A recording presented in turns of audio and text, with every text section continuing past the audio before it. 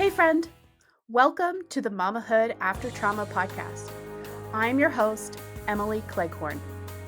This podcast is for mamas navigating childhood trauma while also walking through mamahood.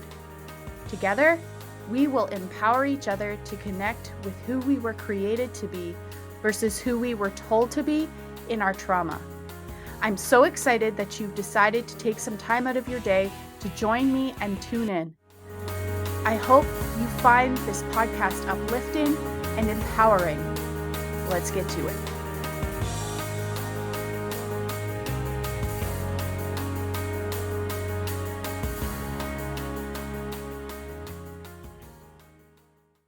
This meeting is being recorded. Hello, friends. Welcome to this episode of the Mamahood After Trauma podcast. I'm so excited that you have taken some time out of your day to tune in and listen. Today, I am excited to be talking with Jesse Gibbs, the author of Girl Hidden, a trauma survivor who has a tremendously inspiring story. Welcome to the show, Jesse. Hi, thank you so much for having me. I'm so excited to be here today. Yeah, thanks so much for joining me. So let's dive right in because you have such a inspiring story that I want to give you as much time as possible for you to share. So could you let us know a little bit about who you are and maybe give us a synopsis of Girl Hidden? So I started writing my book 25 years ago. I grew up with a narcissistic mother and a sexually abusive stepfather. I am the oldest of 8 children, and I have been kidnapped twice. I was in hiding for 2 years and experienced an inordinate amount of trauma. And then when I ran away from home at 19, I promptly jumped out of the frying pan directly into the fire and joined an inner city commune in Chicago, where I met and married a much, much older man. I was already groomed from my stepfather to be in the position of taking on the needs of an older man. And so he took me in, groomed me even more. And I didn't leave there until I was well into my 30s. So in my 30s, I started deconstructing Christianity. I started understanding some of the trauma and abuses that I had experienced. And I started going to therapy. Good call. Totally recommend. I've been living in the Seattle area for coming up on 15 years. And I have a wonderful, wonderful husband. I have 4 babies from him, not mine. He has 4 kids. And then together we have 4 grandchildren. And they are the absolute light of my life. I wrote this book, like the original reason for me writing this book is I needed to understand what happened to me and sort of get the timeline right. Because having a narcissistic mother, she was really good at reinventing a version of history in my own mind. She liked to rewrite my story for me to make herself the hero. And it wasn't until I was well into my 30s and started therapy that I started unpacking that. And having grandchildren, having little people around really triggers some memories. And all of a sudden you're like, oh no, that happened. Oh no. And you have to like unpack that at the same time that you're gentle parenting small people. Huge challenge. Huge challenge. Um, so to talk more about the book, I wrote it from the third person perspective instead of a first person perspective for 2 reasons. One, I prefer reading books that are in third person rather than in first person. And also, it helped me sort of separate myself from the actual trauma that happened and to be able to look at it with an adult perspective.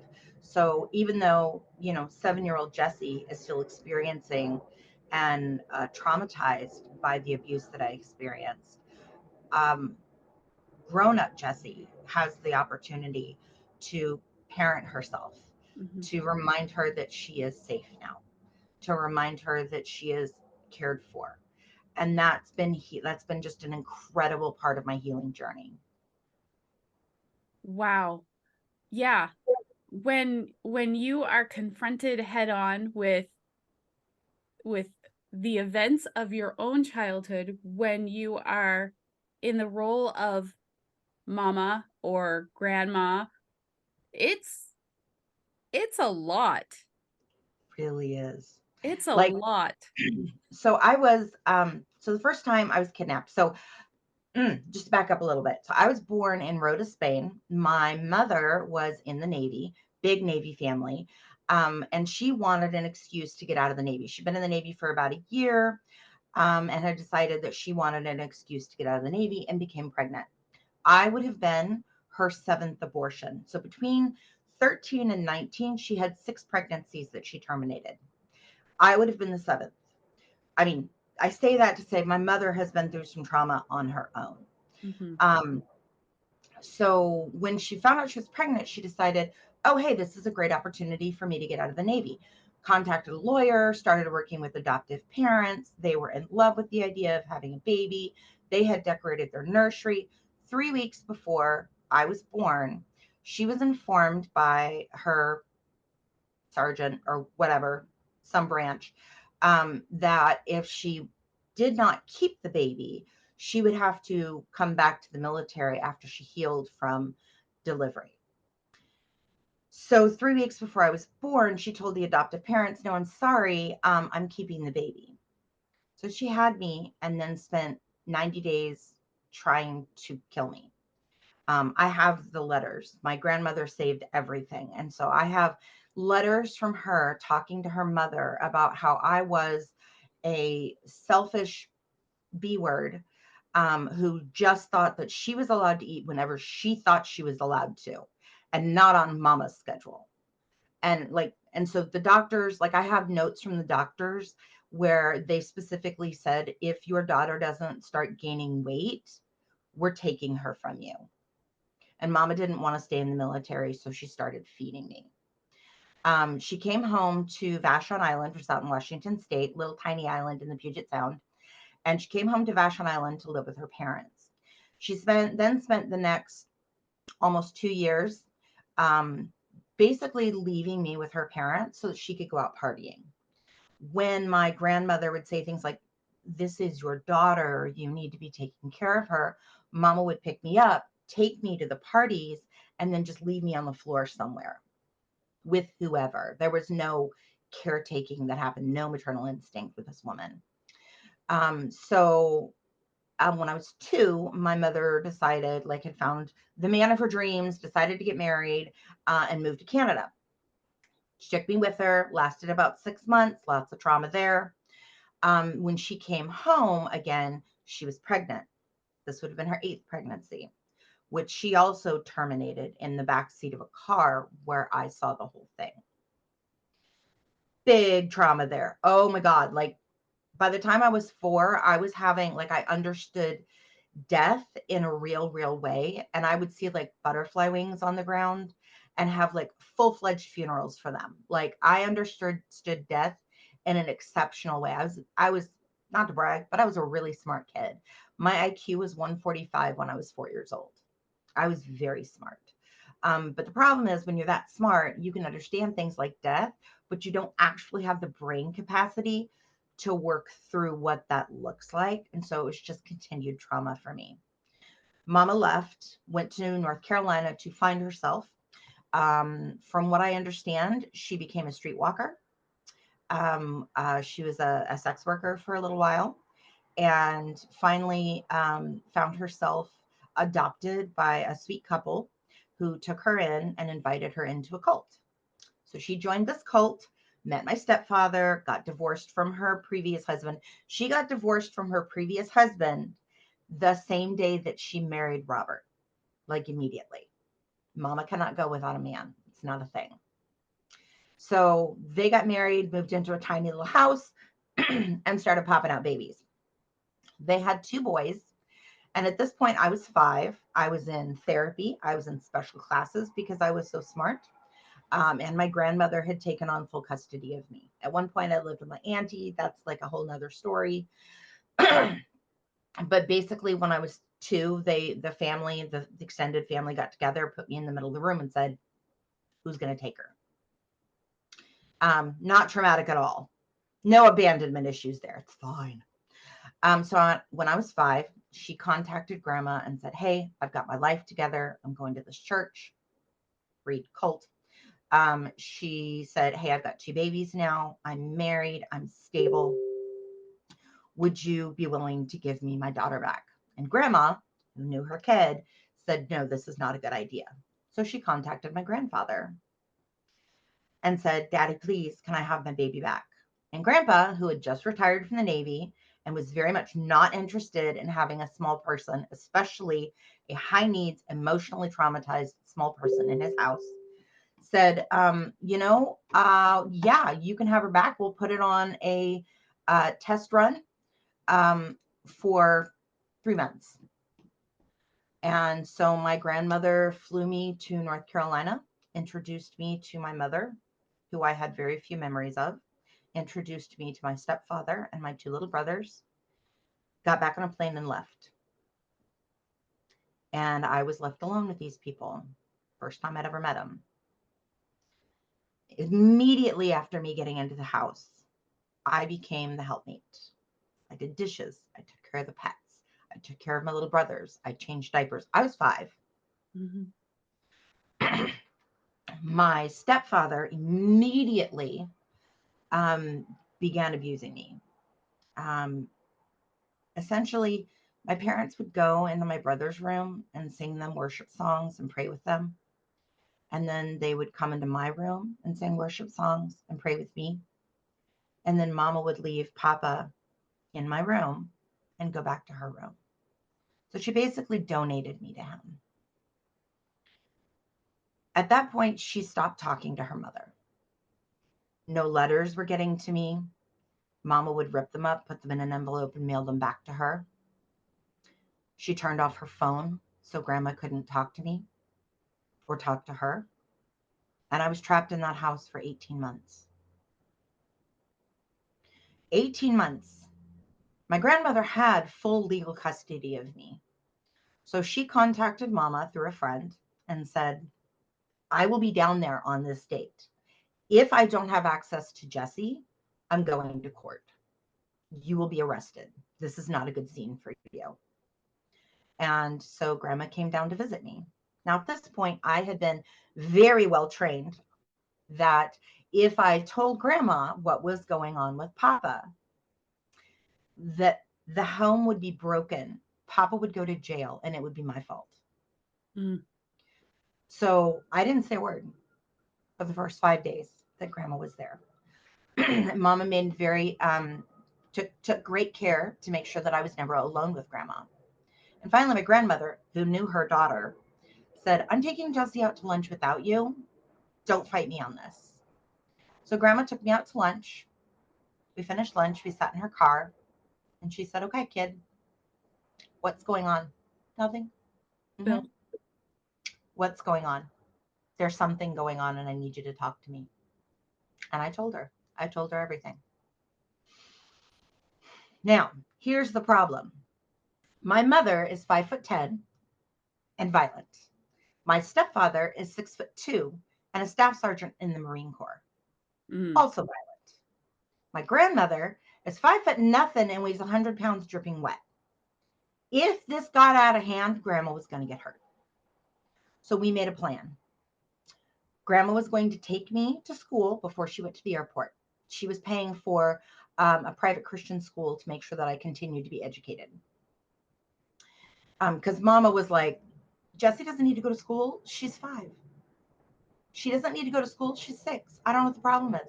But grandma paid for this school, and that was part of the agreement with me coming down there as I would continue to be educated. So grandma said goodbye to everybody. We said goodbye to everybody. We got in the car. We went to the school. Grandma sat down with the teacher and the principal, explained the situation, showed the documentation that she had little custody of me. We got in the car, went to the airport, got on a plane, and left, losing both of my brothers in the process. 9 months later, it's Christmas time. And I am listening to Bing Crosby's Christmas album, Rocks. And I had these big old Navy headset that Grandpa had. Like they were so big they covered my head. But if I had the headset on, Grandpa could still listen to the football game, right? So I had my play clothes on. I was all dressed up as a princess, no shoes. I'm dancing around the carpet. And every day at about 6 o'clock, so after dinner time, Grandma and Grandpa, who at that point lived in Kent, Washington, they were in a seniors trailer park, and they would take a walk just down the lane to the mailboxes. They could see the trailer, and it gave them like a whole 5 minutes without a little person up their ass. So my mother, who was the North Carolina director of an organization called WEVA at that point, stands for Women Exploited by Abortion. They were the anarchists, I suppose, of the pro-life movement.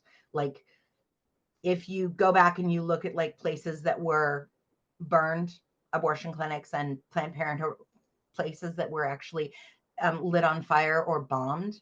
I've toured those when I was little as this is what we do to doctors who offer healthcare to women. So my mother was the North Carolina director of WEVA. She met a lady who was the national director of WEVA, Mary Sue, told her this whole wives' tale of my mother took my daughter from me and she's abusing her and she's not safe there and it's my baby and da da da da. Completely excluding all of the abuse that she had heaped on me at that point. So Mary Sue agreed to fly out to Washington State to kidnap me.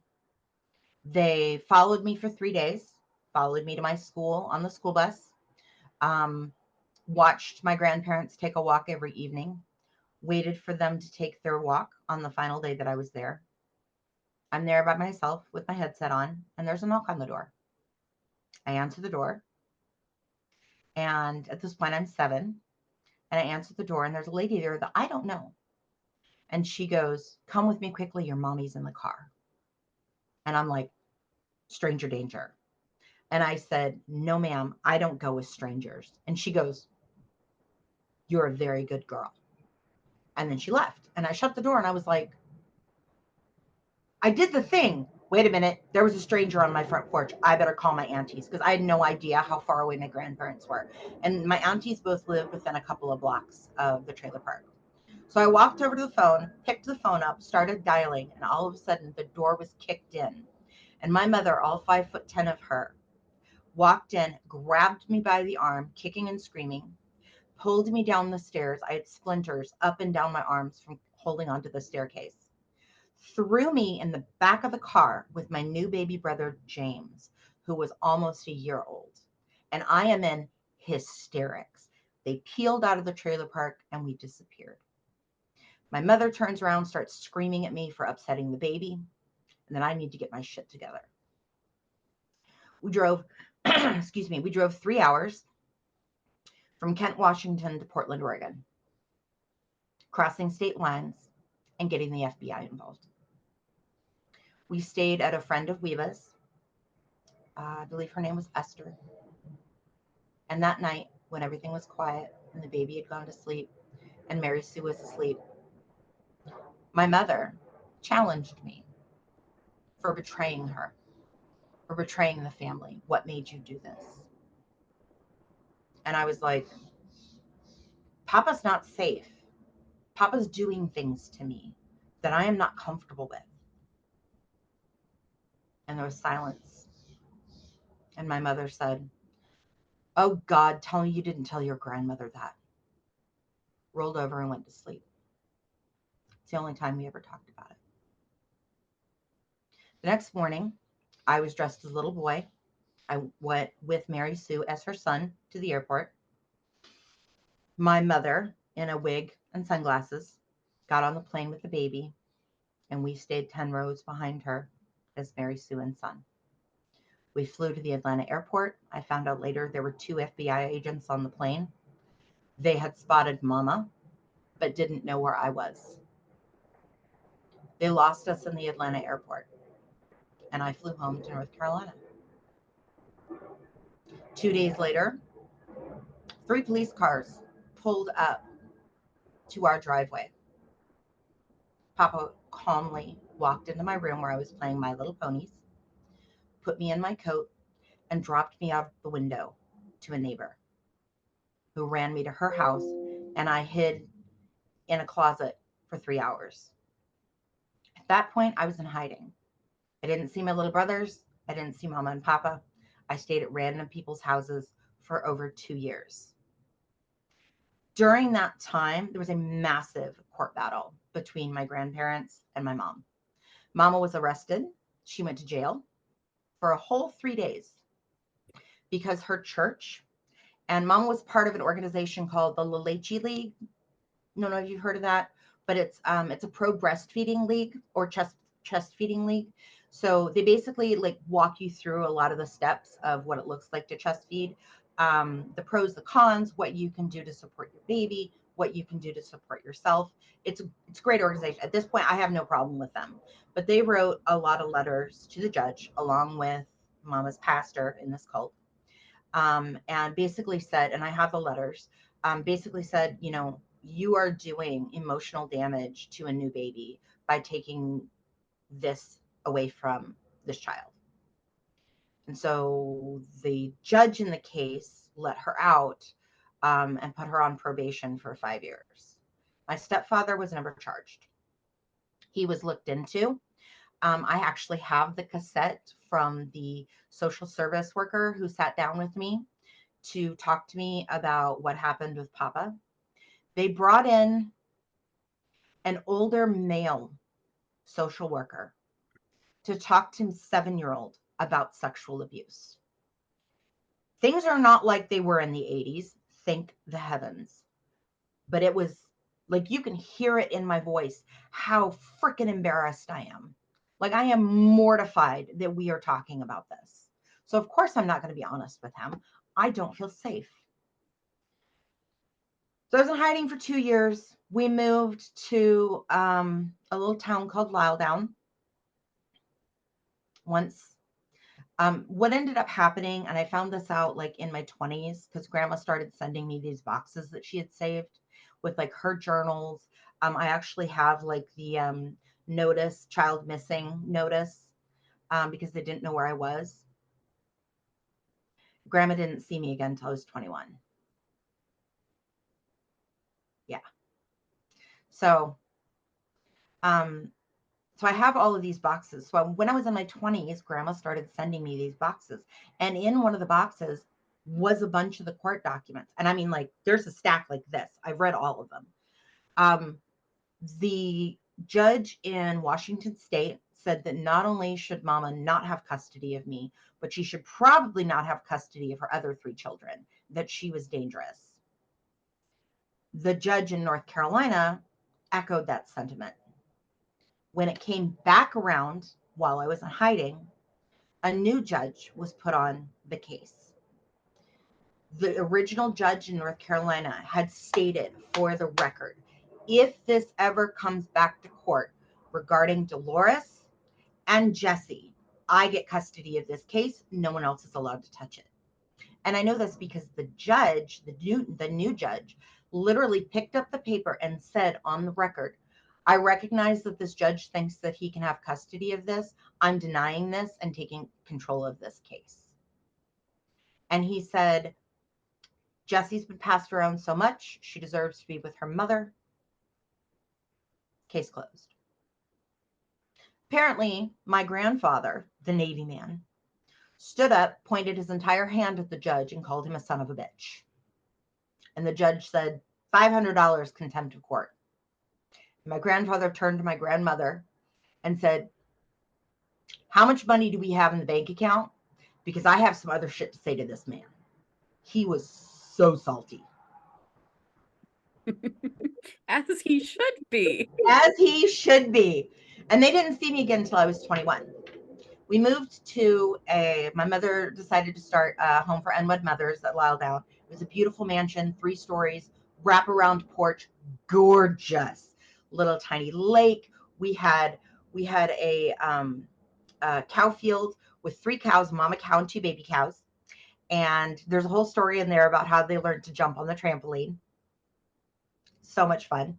We had chickens and guinea fowl, and my mother did about $150,000 worth of damage to the property in the name of starting a home for unwed mothers, which she did not. I grew up having unwed mothers in our home pretty consistently. And I found out years later, like 2 years ago. So when I was 14 and we were living at the farmhouse,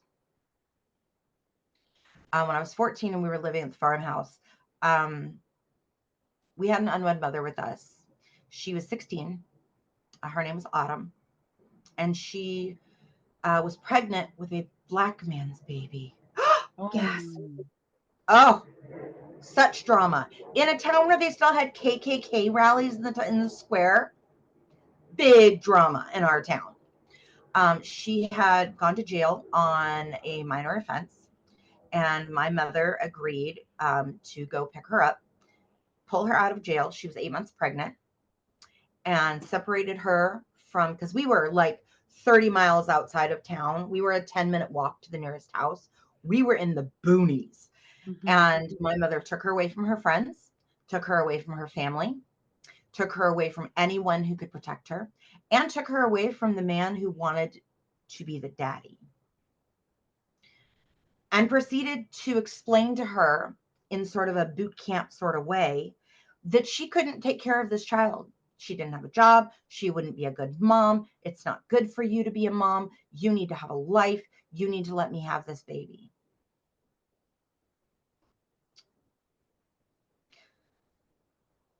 So Autumn gave birth on my bed. She came and climbed into my bed at 2:00 in the morning. Jesse, what? My stomach really hurts. Okay, babe. Why don't you climb in bed with me? We'll just talk through it. And after about 15 minutes, I'm like, how you feeling? She's like, actually, I feel okay. Okay, cool. Do we want to go to sleep? Oh, no, it's hurting again. Is it like coming and going? Yeah, that's labor, sweetie. That's what that looks like. Because at this point, I had already been to my brother's birth and delivered my baby sister. So Autumn is now in labor. I go and tell my mom. She calls the midwife, who happened to be unlicensed. Oh, dear. Fast forward 12 hours. Autumn has the baby. Mama takes the baby downstairs to the adoptive parents. Mama loved giving babies away. Loved it, lived for it.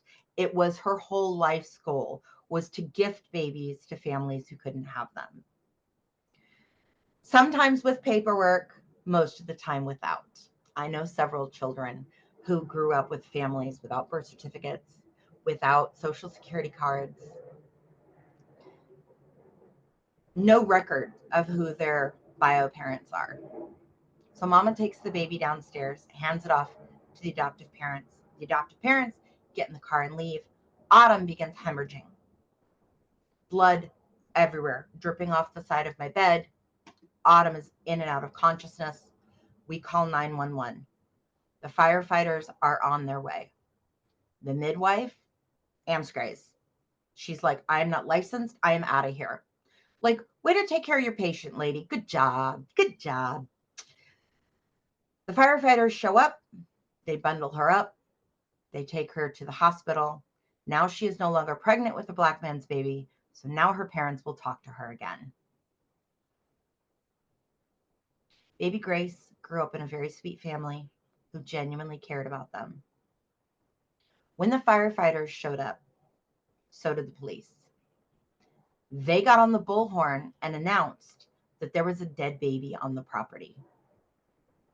Because here we have a woman who has very obviously given birth and no child. They call in the dogs. My mother hands my newborn baby sister to me, hands me my shoes, and tells me to run. Because at this point, she only barely has custody of me. And she firmly believed that everyone in any form of law enforcement, if they found me, they'd take me back to grandma. So I took the baby. I ran down the hill in the dark, across the bridge, up into the woods, to the fescue field, and hid in the grass for hours, waiting to find out whether or not I could come home, whether or not it was safe, and whether or not my mother would go to jail that night. So I posted this story on my TikTok. And somebody commented, "Oh, so your mother dabbled in human trafficking?" And I went, no. Oh. Oh, no. Oh, no. Oh, no. Yeah, I kind of guess she did. Shit. Just a whole nother, and this is like recently, a whole nother level of trauma that now I have to look back and go, oh my God, all of these women were in a situation where their baby was trafficked by my mother. Mm-hmm. Dozens of babies that she just randomly gifted to people. Crazy. So anyway, so I grew up in this environment, taking care of my siblings, taking care of our yard, taking care of a farm, goats and rabbits and chickens and cows, taking care of my mother, who was 90% bedridden when I was growing up by choice. She would spend her time on the phone talking to friends. She would read books. She would write journals. And I would bring her food, take her dirty plates back to the kitchen. I would help her to the bathroom if she was sick. I would clean up her vomit when she was pregnant multiple times a day, while raising children, while making sure my siblings got educated. When I was 19 and left home, my baby sister was 2. My youngest sister was 2, Louise. I met her again when she was 19 and she finally got out from underneath my parents' home. And she didn't know how to read because I wasn't there to teach her. None of my siblings, when I left, the education they had when I left home was the only education that they got. So I left home. I was working for a radio station. I was the only female DJ on 4 radio stations. Thank you very much. And I was 6 weeks away from taking over the morning show on a 100,000 watt FM station covering 4 states. I was going to be big news. My mother said that I was getting too worldly and that I needed to quit my job and come home, and I'm not kidding you, learn to make quilts. So my last day at the radio station, the night before, I got into an argument with Luke, my next oldest brother. Mama said I was having a bad attitude, and Papa gave me a spanking. It was a week before my 18th birthday. And that was the first time that I went, okay, this is wrong. That's wrong. I'm an adult. What the hell is happening here? Okay. So I took my paycheck, which I usually just signed over to cash and gave to Mama and Papa. I took my paycheck to work. I was going to close out the radio station that day. I was going to take the van that I drove. We had a truck and a van, and I drove the van into work, and I was going to take the van to the bus station, use my paycheck, cash my paycheck, and use it to get a ticket to Michigan to stay with Mary Sue, because I knew that she would tell me if I was out of line. And Mary Sue's 2 children lived in the inner city commune in Chicago. And that day at the radio station, about 45 minutes before I was supposed to be off air, I was in the studio, and my parents ransacked my office and found my bag. And Mama came in and spent 3 hours calling me every name in the book, insisting that I was demon possessed, insisting that I had betrayed the family, that I was out from under, if you know anything about IBLP and like the Shiny Happy People documentary, that I was out from under my father's umbrella of security and support with God that I had lost my salvation. After 3 hours of Mama yelling at me, Papa said, Dolores, go home. Nobody tells Mama what to do, but she listened and she went home. And Papa says, are you pregnant? No. Are you on drugs? No. Are you on your period? Are you kidding me right now? Are we having this conversation? You don't think that I just don't want to be here? How is me having willpower or having like an expectation of what my life is supposed to look like? Oh, good Lord. So anyway, so that was another fight. Papa convinced me to come home. I got home and there was a note on the door from one of my brothers. Mama had been home for a half an hour. She was in her room. And the note said,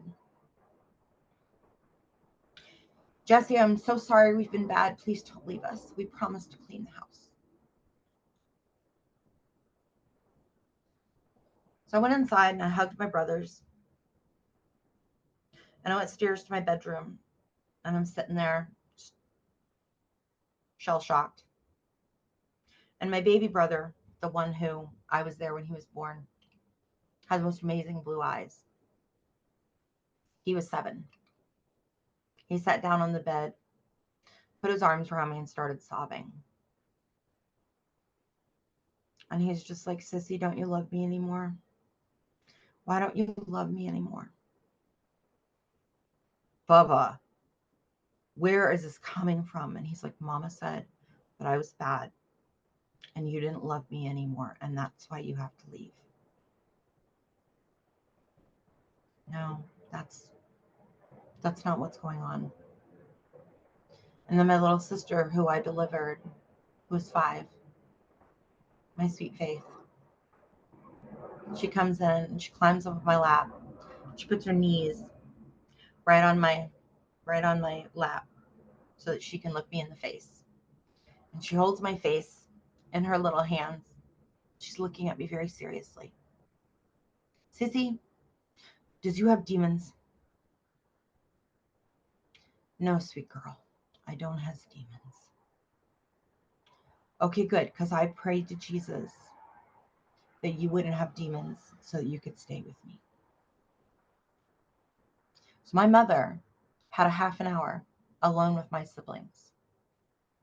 And she did everything in her power to destroy our relationship.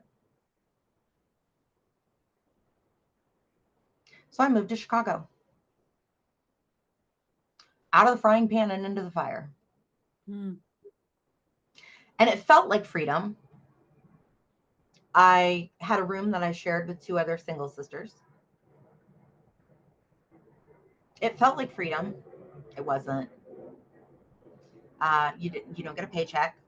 No money. Everything is provided to you by the commune. Your food, the place that you stay, though you don't really have a choice in where you stay. They tell you what room you're going to live in and with whom. What you wear is policed. I had the audacity to have cleavage.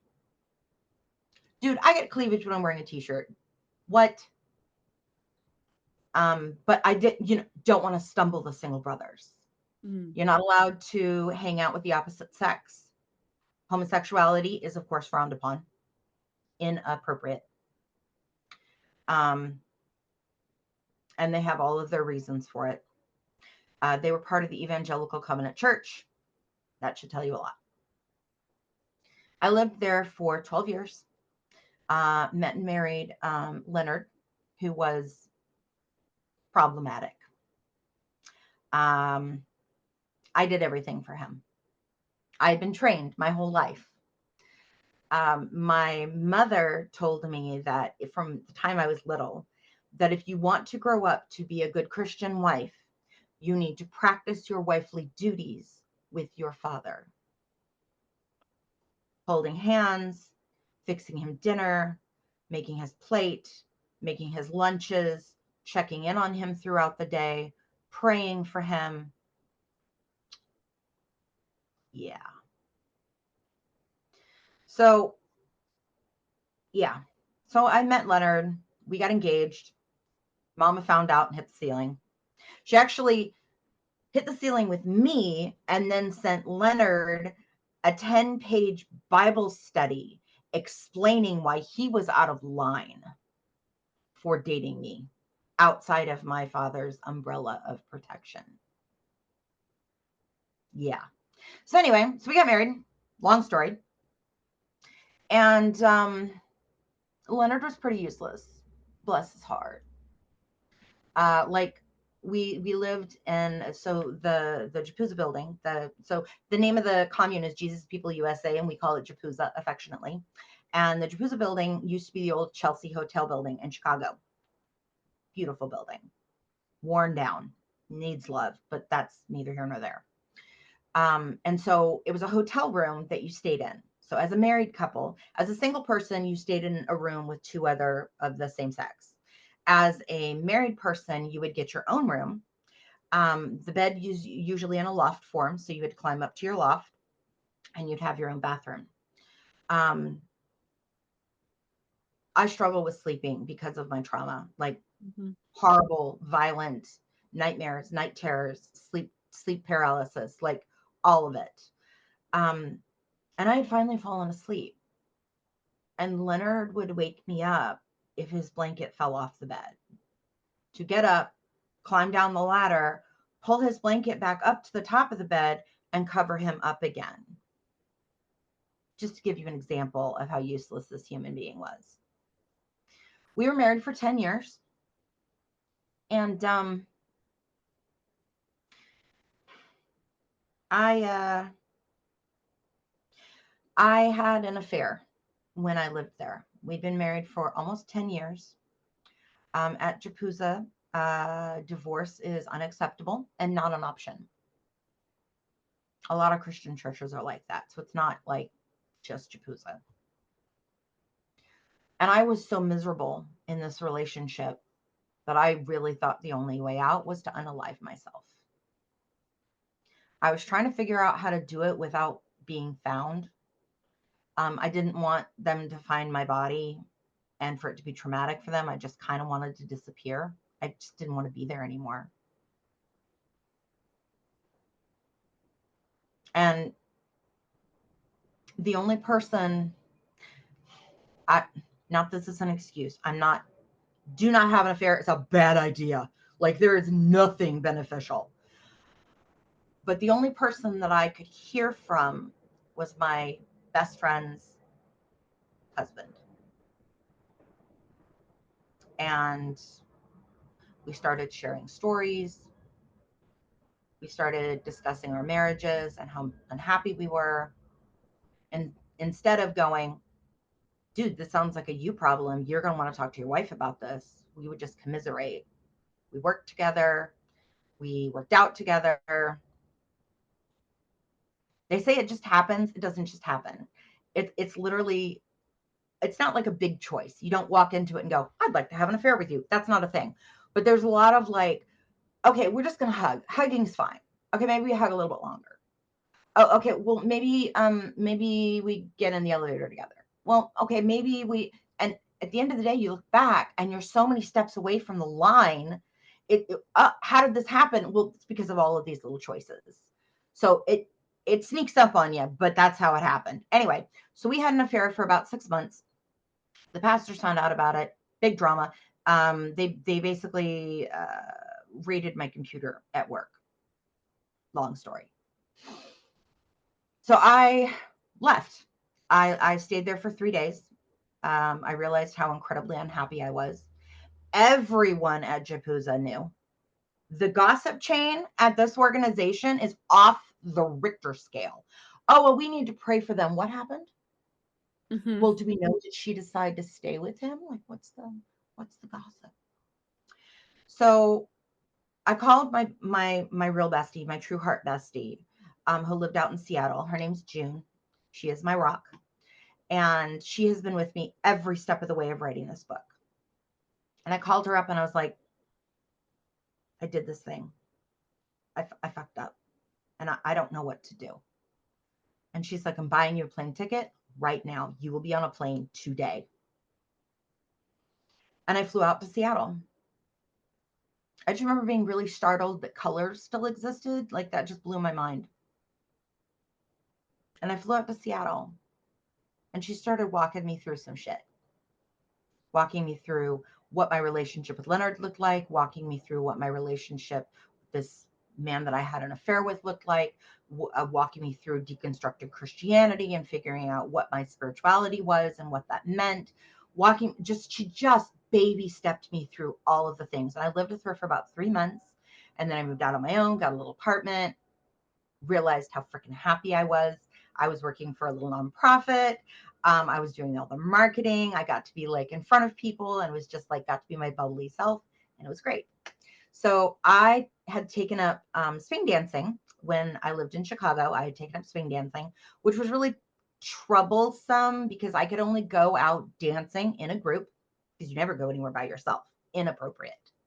So I had to get a group of people together who wanted to go dancing. I had to get a babysitter for my husband for the night. I am not exaggerating. I had to make sure he was fed, that his room was clean, that all of the laundry was done. There was a laundry list of things that had to be done for me to be allowed to leave him alone. Useless. And so a bunch of us would go out dancing. And so I started actually teaching East Coast swing in Chicago. And with one of the single guys who lived at Chipuza, who was also best friends with my ex-husband. So I got divorced, moved out here, joined the swing dance community. And somebody was like, girl, you're so good at swing. You should take up blues. And I'm like, what the heck? Let's do it. So I jumped into the blues dance community, which was freaking amazing. And I'm dancing and I'm having a great time. And I was taxi dancing. I had discovered how incredibly happy I was being single. It was the first time I'd ever been single in my whole life, like legitimately single on my own. And I was taxi dancing, which is where you wear a scarf, black and white checkered scarf around your arm. And that basically signals to everyone on the dance floor that you will dance with anyone. You'll dance with new dancers. You'll dance with old dancers. You'll dance with old dancers who just got into the community. Like you'll dance with anybody. Let's get you out on the dance floor. Because if you fall in love with dance, you're going to come back. You're going to want to take lessons. You're going to want to get excited about it. And there was this new guy. And I was like, hey, new guy, do you want to dance? And he's like, yeah.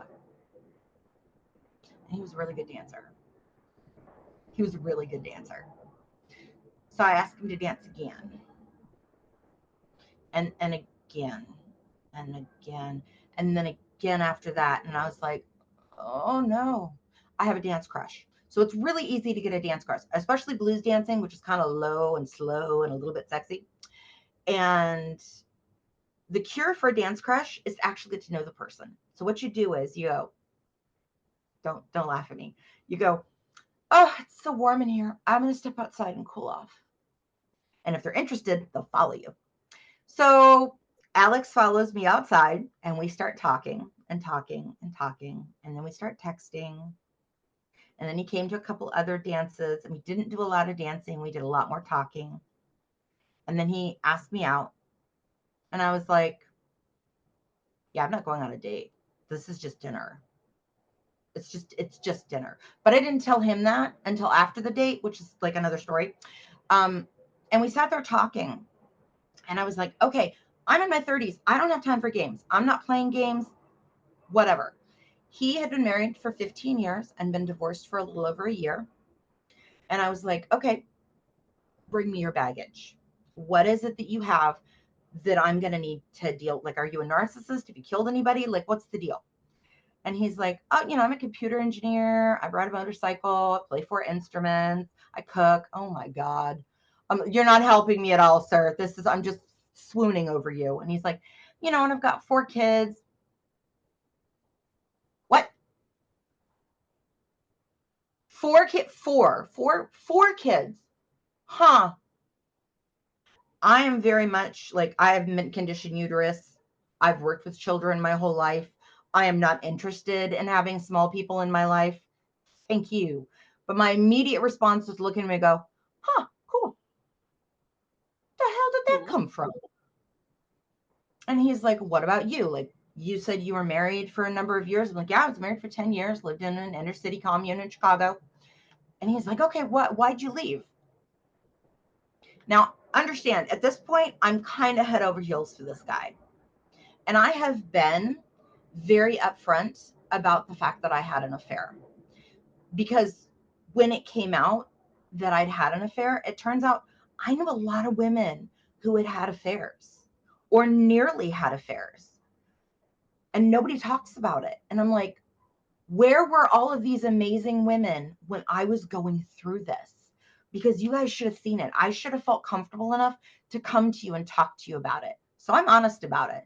And here I am in front of this beautiful green-eyed man with the broad shoulders and the motorcycle. And I did not want to tell him anything. So I took a deep breath and I was like, look, I've had fun with you so far. If this is it, this is it. And I told him I had an affair. I was married for 10 years. I had an affair with my best friend Japuza's husband. And he broke my heart. And my ex-husband broke my heart. And I'm still kind of hurting. And he looked at me for a second. He goes, so what brought you to Chicago? Not even a blip on this man's radar. Not even a blip. Like, he literally was like, huh, cool. Anyway, moving on. This was a choice that you made. Probably not the right one. You're not sitting here going, I did this and it was a good idea. Cool, let's move on. Amazing. We have been together for almost 14 years. His kids adore me. His youngest, when we got together, was 11, and his oldest was 19. He's got 2 boys and 2 girls.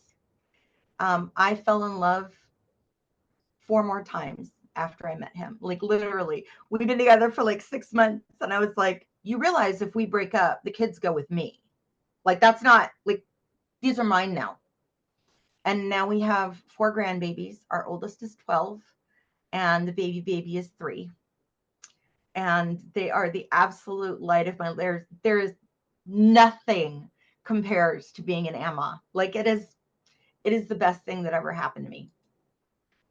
So I wrote this book, and I wrote it for a couple of reasons. I wrote it because I needed to heal. I needed to walk through these memories and figure out what was real and what wasn't. Because after the second kidnapping, I lost my memory. I didn't remember grandma and grandpa. I didn't remember my aunties.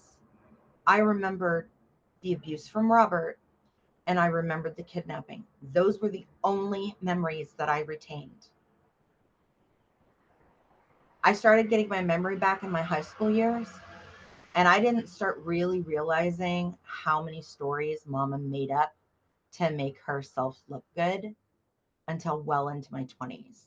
So I would like write a chapter and then be like, okay, it's done. I wrote this chapter. The story is done. And then I would get a box from grandma and I'd go, wait a minute. This timeline doesn't match up. Who's so-and-so? And I'd call so-and-so. What the hell happened? And get a whole different version of events and have to go back and rewrite it. So it took me a really long time. And once I got to the point where this is close enough to being done that I could publish this.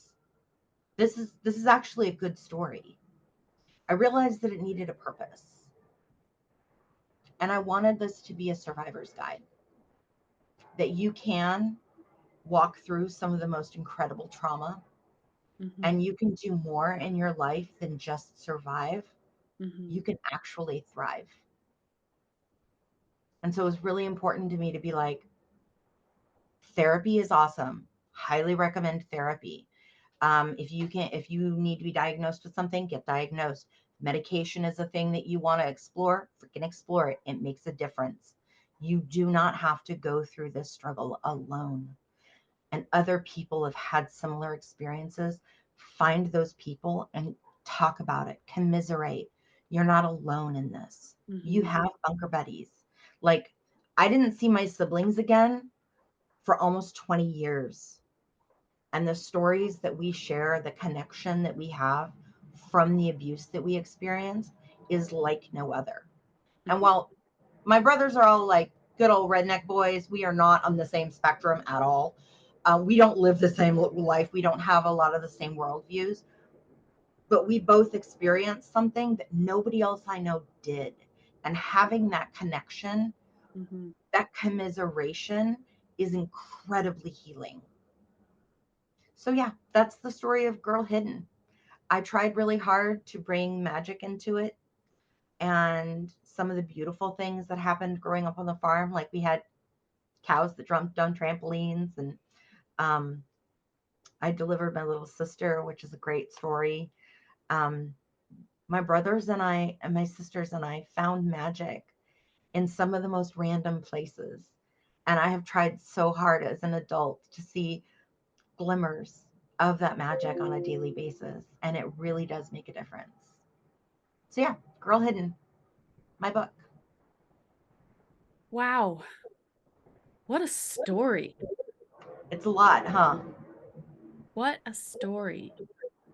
So, when you really began your healing journey, what was the first step that you took? Do you remember? Yes. A friend at Japuza lent me a book, and I don't remember the name of the book, but it was all about forgiveness, which, looking back now, being who I am today, we don't talk about forgiveness in this household because forgiveness means that that person is let off the hook, which isn't what I need to do. Letting something go, letting healing happen, that's for me. And it doesn't have anything to do with you. You have to ask for an apology to receive forgiveness. And even when there's forgiveness, that trust is broken. Mhm. But the thing about this book that I really took away is that the person who wrote it specifically said that anytime a memory comes up, that they stop what they're doing and they deal with it in real time.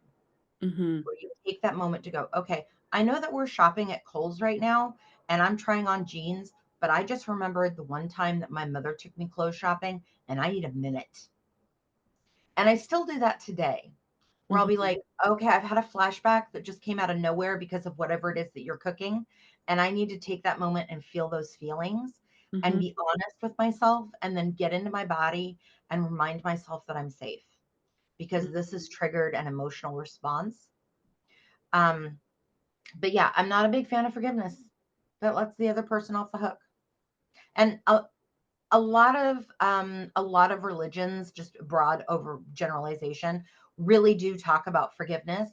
Um, for me, that insinuates that now this person has a clean slate and that what they did, however harmful, is now completely clear. And that's not a thing. If you break a plate, even if you glue it back together, that It's plate's still broken. broken. Hmm. So, how can we rebuild trust in our relationship? And even the question of whether or not trust is going to be accessible. Like with my mother, it's not an option. It's not an option. And I'm still mad at her. And I will probably be mad at her well into my 90s. Because little things will come up and I'll be like, screw you, lady. You did this thing and I'm hurt by it. Okay, I have to deal with that right now. I have to feel those feelings. And then for me to allow that anger to leave, because sometimes anger protects us. But for me to allow that anger to leave and to let that go, I suppose, is a healing for me. It doesn't have Yeah. anything to do with her. Yeah. That's that's huge. Dealing allowing yourself to feel the feelings when the flashback comes up. That's Yep. huge. So where can our listeners connect with you if they would like to do so? So if you go to girlhidden.com, you can find all of my socials. I'm on Facebook, Instagram, and the TikToks. I don't keep up with it as much as I should because it's a lot. But I am on there, and I do post fairly regularly of like, hey, this is something I've been thinking about. This is something I've been dealing with. Here's a chapter of the book that I haven't released yet, like all those kinds of things. It has my story, my author bio, obviously. And you can also find my book on Amazon, Google Books, Spotify, and in your local bookstore. Any bookstore like Barnes and Nobles, Borders, if they're still around, I don't know. You can actually go and request the book and have it shipped to you. But you can find it on Amazon, super reasonably priced. And we do have an audiobook, which the lady who did the audiobook, Lessa Lamb, oh my God, she's so good. She's so good. She's so good. When she started, she does all the voices. Little southern people. I love it. But when she talks about Robert singing songs to the boys before he came into my room, I had to turn off the tape. I was like, pause. I got to go sit outside in the garden. This is too much. It's too much. So it's really well done. Thoroughly enjoyed. It's about a 10-hour book. Awesome. So I will include links to Jesse's website, socials, and a link to Amazon for you to purchase the book if that is something you would like to do. Thank you so much for being so open and vulnerable and sharing your story with us today, Jesse. I've enjoyed listening to you tell your story. You're a good storyteller. Thank you. I appreciate that. My grandfather was a fisherman, so I come by it naturally. Thank you so much for tuning in to this episode of the Mamahood After Trauma podcast. If you resonated with what you heard, please hit the subscribe button, hit the like button, and share it with a friend who would also benefit, because we rise together. Until next time, Mama, keep shining.